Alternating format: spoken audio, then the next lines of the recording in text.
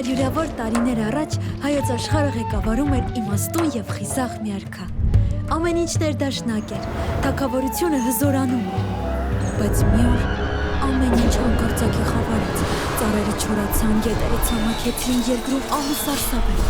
Թագավորը փորձեց իր բանակով կանգնեցնել այդ չար ուժին, բայց ապարդյուն։ Երկրի իմաստուններն արքային պատմեցին, որ չարայրի գավազանին կարող է միայն հայ Դավթի սուրը դիմադրել։ Հայրենիքը պաշտպանելու արքայի խնդրանքը Դավիթը չմերժեց։ Նրանց կռիվը շատ երկար տևեց եւ ի վերջո 40-րդ օրը Դավիթը հավաքելով վերջին ուժերը գրոհի նետվեց։ Չարայրի գավազանը չդիմացավ հարվածին եւ կտոր եղավ, բայց մասնատվեց նաեւ Դավթի սուրը եւ ցրվեց Հայաստանի վրա։ Չարայրը զրկվելով գավազանից կորցրեց նաեւ եղանակները կառավարելու իր ուժը եւ ստիպված հեռացավ։ Բայց խոստացավ